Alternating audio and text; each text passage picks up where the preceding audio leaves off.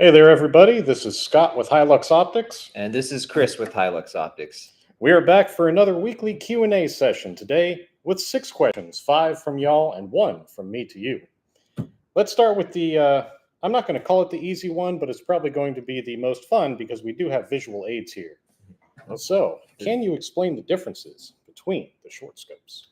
Yeah, absolutely. And we have brought some visual aids, but they're a little bit cut out of the picture. So we have technically 3 different versions or 3 generations now. So the one I have in my hand, this is the Gen 1 6-power short scope.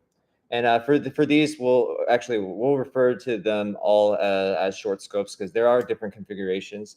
So the Gen 1 scopes, the most notable feature is that the rear mounting bracket is round. So this was kind of the older design. There's a little bit limited amount of vertical and elevation and windage adjustment just because it's round. So if you push it off the center line, the amount of travel that you have for either elevation or windage is limited. So imagine you're in the wall here, you push the scope, and now when you're in the side, you can't really go up or down all that well. Mm-hmm. So that's one thing. Another one is if you look at the front ring, it's got a little short rib and it's kind of fixed in position. So when you shoot, this scope doesn't slide. This is great if you're shooting a smaller caliber, but if you're shooting something a little bit bigger, like 45-70, this has a tendency to shoot loose or shear off the blocks. I would say the cutoff on recoil for this one is probably about 30-30 out of a light hunting rifle. Beyond that, you're definitely going to want it to slide. Below that, doesn't really make a difference one way or the other. Mm-hmm. And the third notable feature of the Gen 1s is it uses a Posa cut as the mount when it mounts. A Posa cut versus a Crescent cut, those are basically the 2 different mounting configurations for the scope blocks. A Posa cut looks kind of like a half circle, and a Crescent cut almost looks like a smiley face or like a sliver of a moon. So Scott's actually drawn a little visual aid for you guys to take a look at. It's my extremely advanced, almost Picasso-like level of skill, which it's not really a compliment in this case. Alrighty. So I'll bring this closer to the camera. We have here the Posa cut, which is just a flat-ended bolt that fits into a flat-ended sort of cutout on the block, the side of the block there. And the Crescent cut has a sort of actual cup shape that fits onto a cup that is also cut out of the side of the block. Now, historically, this is what Unerdal ended up using. This is an older standard, which fell out of favor once it was realized that this allowed you to center and hold on better against the top there. This, if your slot is not cut to the same width as your bolt, it does have a little bit more travel side to side if it's not locked in. And I'm pulling up. Here's a little block too, if you want to yes. So, how am I looking there? Still, there you go. It's focused now. So on the left side is that is your Posa cut. It's just a flat sort of cutout there. Hold on, it's a little dark. Let me see if I can get some light on it.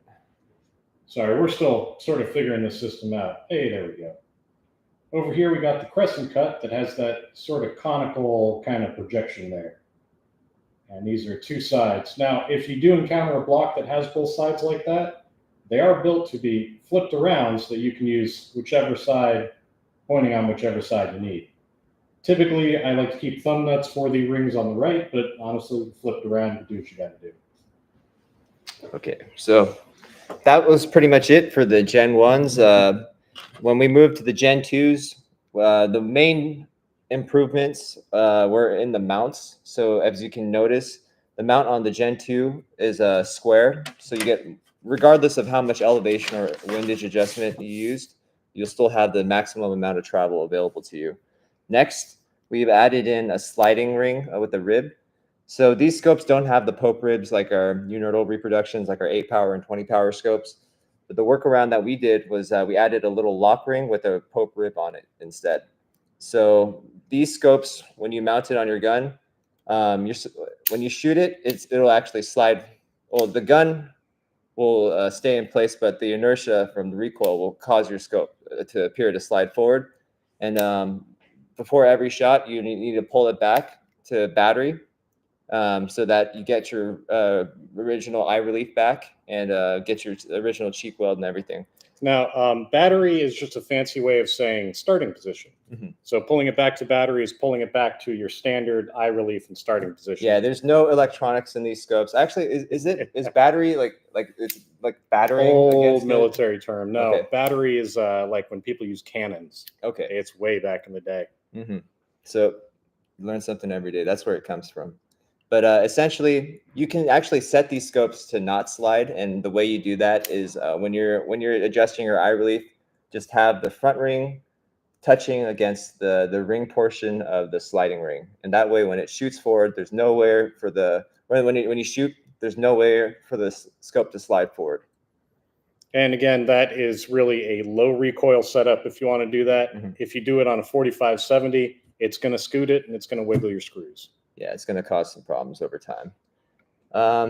And then we also came out with, I guess, unofficially, the third generation, which is our Parallax adjustable. I was about to say, before he introduces that, one difference between these two and the one he's about to bring out is Parallax. But it was already in the name, so darn it, he beat me to it. Oh, actually, one more thing. So starting from the Gen 2 scopes and on, we've standardized everything in our mounting scope lineup to use Crescent cuts. So the smiley face cut. Yep, and basically the 6-power Parallax adjustable or our Parallax adjustable scopes are available in 6-power. That you can get them in blued or two-tone finish, and pretty much it's got an improved mount too, for dedicated for like black powder cartridge shooters. It's a Lyman style bracket, but it's been declicked. And also you have a locking screw on the top right to adjust the tension on the screws, or you can lock your setting in.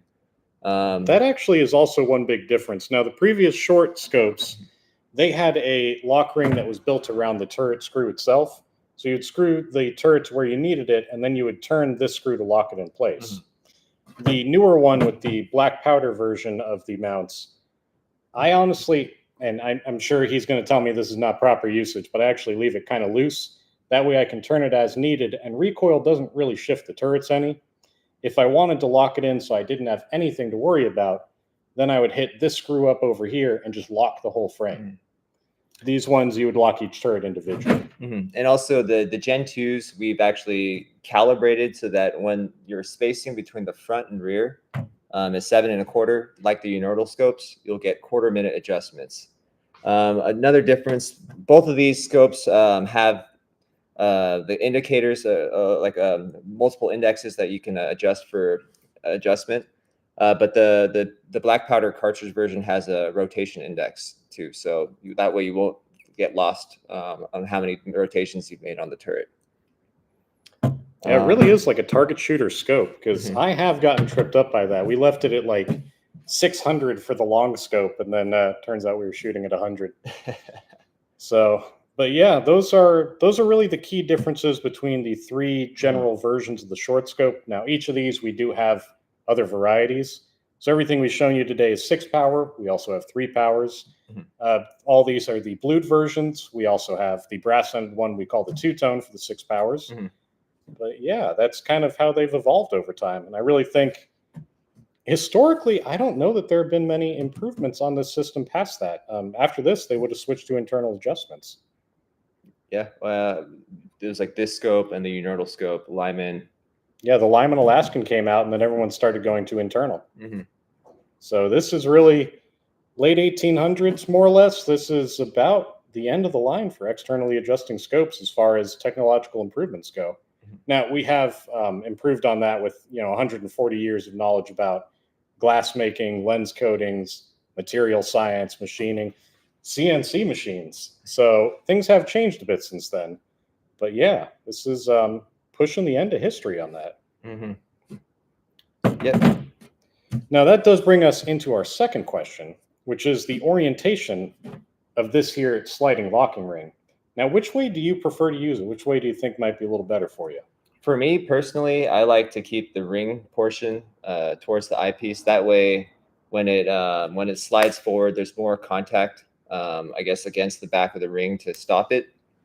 But In all seriousness, it doesn't really matter as long as you remember to pull the scope back. So I like to do it to keep it this way, just in case I forget to pull it back. That way, there's more, I guess, meat for it to contact with the front ring. What about you? I actually run it the exact opposite. So I like to keep the collar on the front side closer to the muzzle. I've got a bit of a heavy hand, and when I pull it back, I want that contact to be where I'm pulling it back. Mm.